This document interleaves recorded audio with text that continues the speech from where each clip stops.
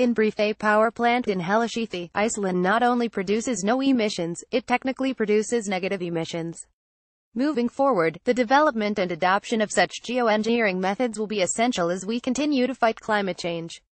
As climate change marches on, world leaders and scientists alike have considered the potential of geoengineering solutions to capture and store emissions. In fact, scientists recently concluded that we need to have carbon-sucking geoengineering tech in place by as early as 2030.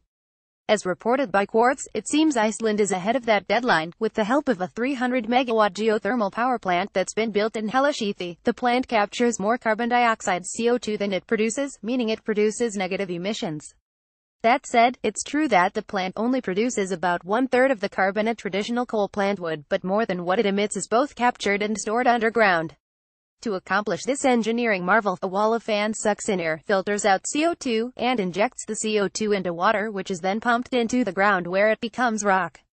This process is simple and produces usable energy while eliminating emissions from the environment, truly a win-win. So why hasn't this technology been immediately adopted and replicated in every state in every country in the world? The short answer is cost. Click to view full infographic. Currently, this process costs about $30 USD for every ton of carbon dioxide that is turned into rock, which is not particularly expensive.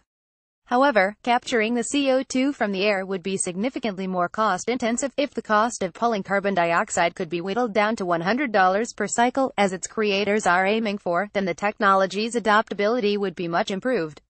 The concept of capturing and storing carbon underground is nothing brand new. Geoengineering solutions to climate change have been brewing and developing for years. However, the concrete completion of this plant proves not only that this process works as intended, but that the costs of producing energy in this manner aren't completely out of reach.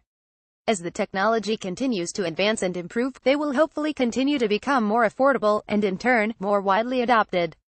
If we continue to produce energy in the same manner, and at the same rate, as we currently are, climate change will only worsen.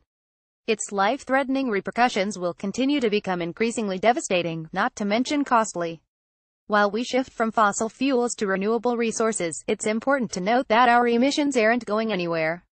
Even if we were to eliminate our entire carbon footprint right now, we would still see years and years of energy usage left in our wake.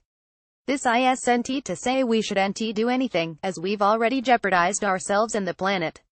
Rather, it serves as a reminder that while we make changes regarding the types of energy we use, and how we use them, we can also invest in and support the elimination of existing emissions through emerging technology.